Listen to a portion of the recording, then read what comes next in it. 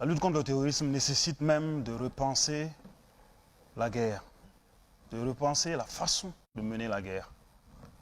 Et tout le monde le dit, le terrorisme est une menace essentiellement asymétrique et dans laquelle l'ennemi est très souvent invisible, confondu à la population, peut être juste à côté, collabore même souvent avec les forces.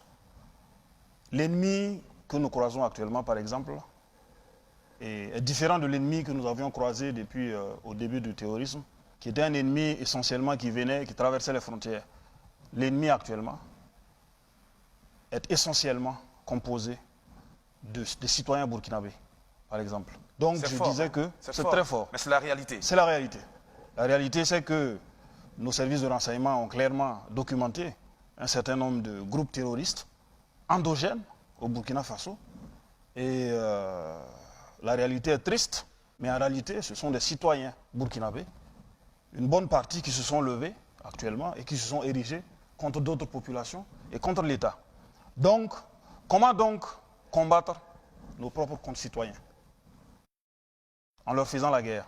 C'est là toute la complexité du terrorisme.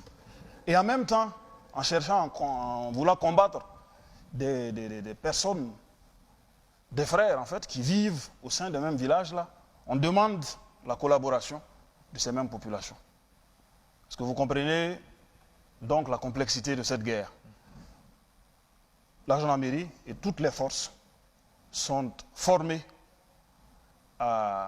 actuellement en tout cas, recycler sur les caractéristiques de ce combat asymétrique-là, d'où l'importance capitale, c'est gagner la confiance de la population.